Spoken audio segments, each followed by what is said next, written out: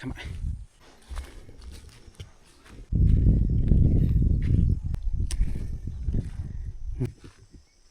เบิ่งแดนเพราะว่านี่ย่างไปกันเนาะพี่น้องนี่ย้อนแต่คนปลูกนะคนปลูกขอดใช้อันนี้เอานี่ลงไปเบิ่งอยู่ลุมนี่ขนาดมานี่เขาขึ้นซ้ำนี่ถึงภูนี่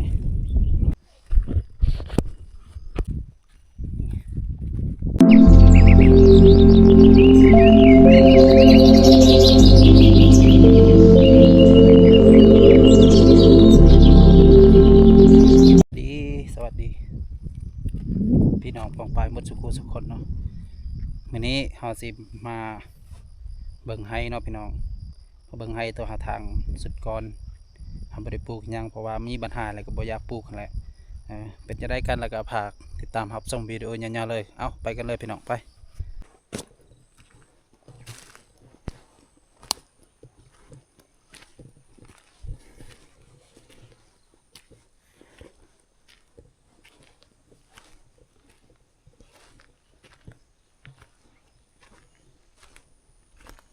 Sweet genau Rajit.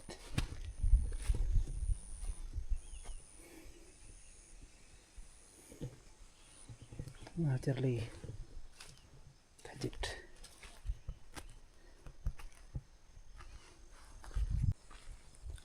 Come on.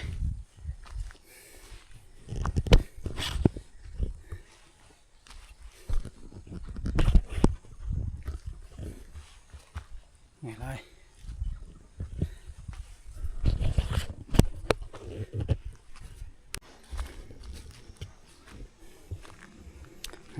Nó bừng tiền xuân nóพี่น้อง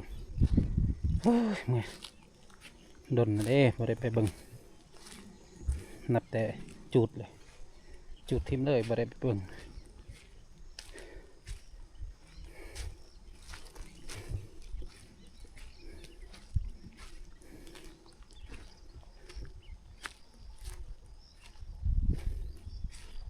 ยันว่าหมูปลูกกายแดน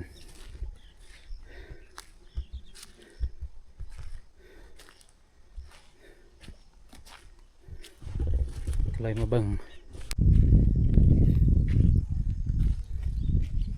มาสำรวจเบิ่งเพราะว่า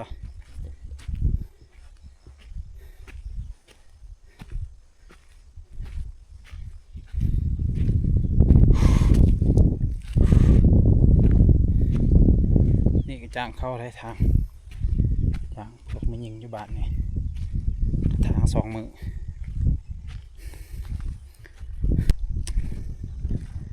นี่ฝนตกเบิ่งแดน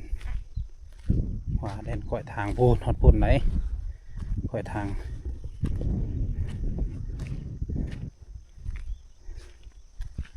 เพิ่นปลูกหอดใสยังมาทันได้หูเนาะ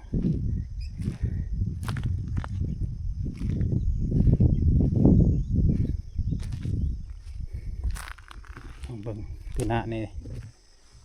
จะได้ปลูกแล้วปีหน้าได้ล้อมหัวปีหน้าสิทางเบิ่งหันอีกปีหน้านี่มาเบิ่งแดน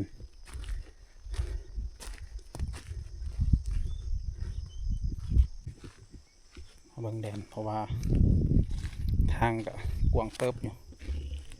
เกือบเข้าให้ตาเลยทางเลยมาเบิ่งแดนเป็นปลูกขอดใส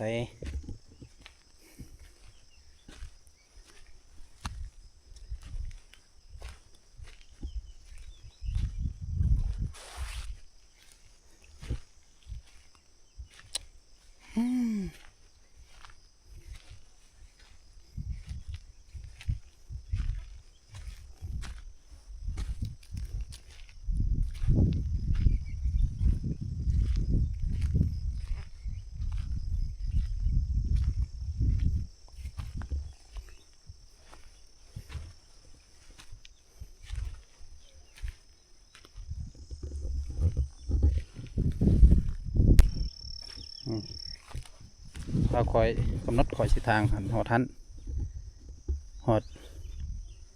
กกไม้แปลกหันมันนี้แต่ว่ามีปัญหาก็เลยทางประมาณหอดนี้นี่ทางหอดนี้นี่เพิ่นทางเพราะว่าดินในนี้ดินโมเมนต์ดินเฮากับดินเอื้อยเนาะพี่น้องเฮาก็เลยมาเบิ้งนี่มาเบิ้งซื้อๆดอกจะหน่อยพี่นานี่คันว่า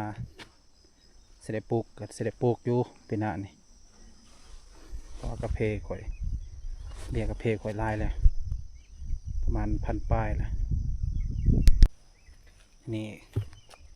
มาเบิ่งซื้อๆยันมาเพิ่นปลูกกายสำหรับทางเนาะนี่ย้อนเฮาได้ทางฮอดนี้เฮาทางแต่ว่าเพิ่นจักเพิ่นว่าได้เฮาก็บ่ฮู้เนาะ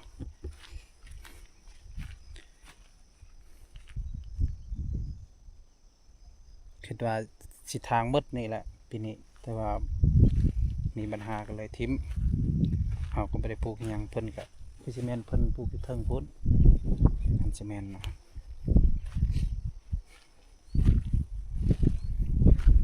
นี่เฮาขึ้นไปเบิ่งอยู่เทิงเนาะไปเบิ่งเพเพิ่นงามอยู่บ่หรือว่าจังไดเพิ่นปลูกฮอดไสนะเพราะปีหน้านี่เฮาก็สิเริ่มต้นปลูกได้ย่างไปกันเนาะพี่น้องชมกันอันนี้เฮาก็บ่ทันได้ฮู้ว่าสิได้ปลูกขอดไสหรือสิได้ดินใดๆสิแบ่งกันใดๆมันถูกต้องเนาะเฮาก็บ่ทันได้ฮู้เพราะว่าอันนี้ก็ดินเอื้อยเนาะดินเอื้อยแต่เพิ่นทางหน่อยนึงอยู่นี่นี่เด้เพิ่นบ่ได้ปลูกอีหยังเพิ่นทางแหละเพิ่นปลูกแล้วก็เพตะกี้แต่ก็เพหันเพิ่นลกออกหมดเลยเพิ่นลกออกหมดเลยเพิ่นบ่ได้ปลูกอีหยัง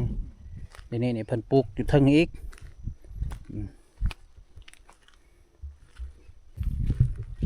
นี่ย้อนมาเบิ่งมาสำรวจจังหน่อยว่าอันนั้นผมเบิ่ง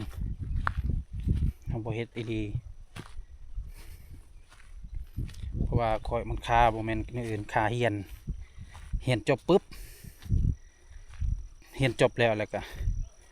มาทางส่วนตัวนี้ส่วนไปกายนี้มาทางเพราะว่า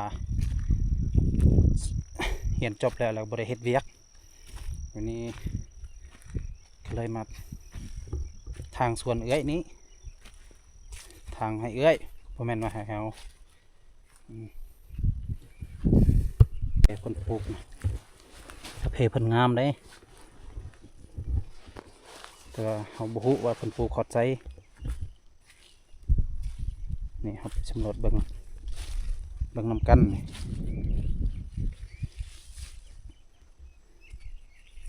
ให้อยู่คู่ว่าเพิ่นปลูกในใด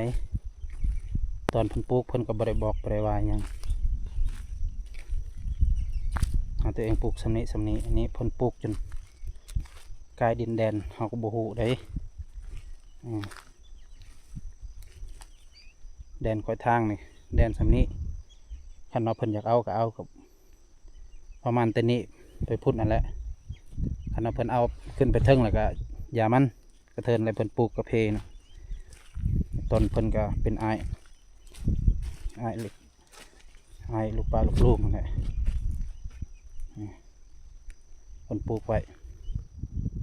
เพนี่เฮาบ่ทันได้ปลูกเพิ่นปลูกขอดไสอันนี้เฮากำลังไปเบิ่งเนาะ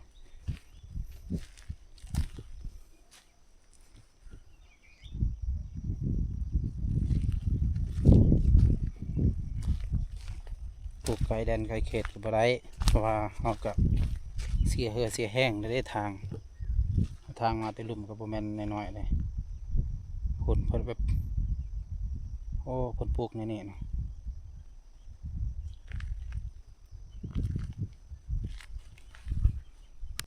นี่ลงไปเบิ่งอยู่ลุ่มนี่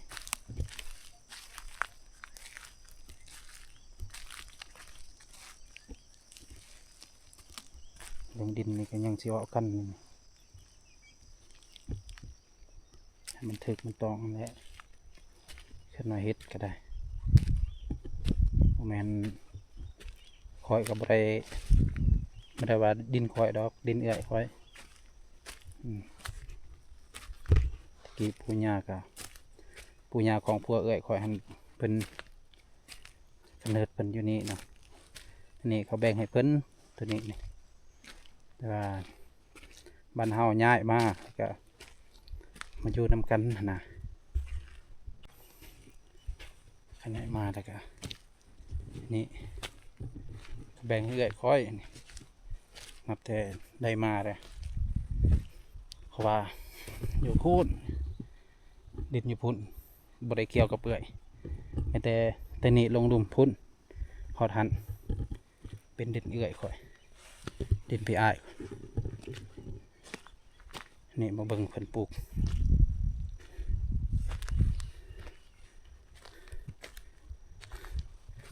เขาก็บ่ได้ว่าหยังนอก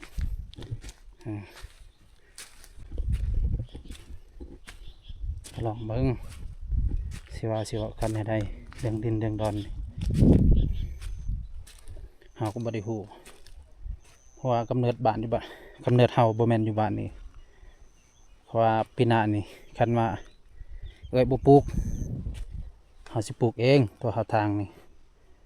เรื่องมันงามจูดมันไม่งามสุดยอดเลยอันนี้เฮามาเบิ่งมาสำรวจเบิ่งเพิ่นปลูกแต่ใส่ฮอตไซส์นะสำหรับปีนี้แต่ว่าปีหน้านี่ตามเบิ่งตามเป้าหมายเพิ่นพูนอยู่ลุ่มพุ่นแต่เอามันมีเพิ่นเช็ดน้องอยู่หัดนะถ้าบ่ฮู้ว่าเอื้อยเพิ่นสิให้หรือบ่นะนี่เขาขึ้นสัมพูเลยนี่ขึ้นเพราะว่าค่อยคิดว่ามันสิบ่มีปัญหาแล้วนะดินนี่เขาก็เฮ็ดแบบเฮ็ดตามเขาต้องการนะเด้เฮ็ดนะว่าดินกับดินเอื้อยเขาก็คิดว่าสิทางนั่นแหละทางแล้วก็บ่แม่นนะสิเอาเป็นค่อยเป็นตัดสินใจว่าสิเอาเลยกับบ่แม่นทางให้เอื้อยซื้อนี่เพิ่นมาทางฮอดนี่บักกว้างๆดินนี่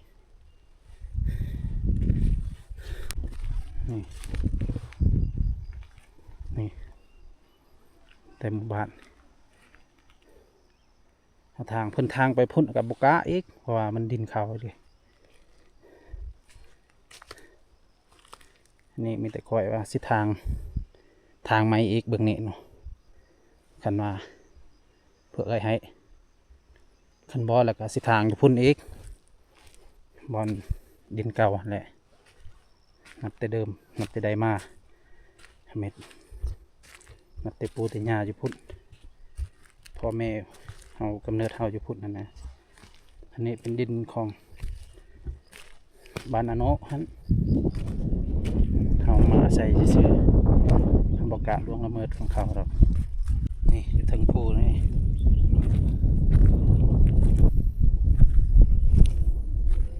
ลมอีกโอ้ยหมอกลง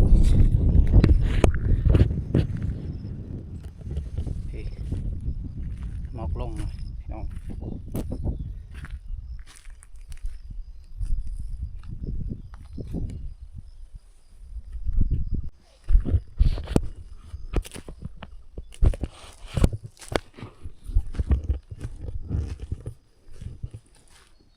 อันนี้ตัดปะพื้นหมอกแรงนี่เอาไปเบิ้งปลูกในไรนะบ่หมายว่าเฮานี่สิหยัดแยงน้ำเพิ่นบ่เป็นเพิ่นเอกสิหยัดแยงน้ำเฮาบ่เป็นว่าดินนี่บ่แม่นดินเฮาแล้วก็บ่แม่นดินเพิ่นเนาะ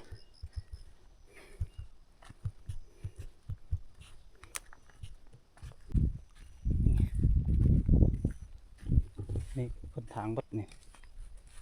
ทาง คันว่าทางในเพิ่นเฮ็ดในนี่ใครอยู่ทางยัดเอาดินซื่อๆก็บ่เป็นเอาคือกันเลยเอา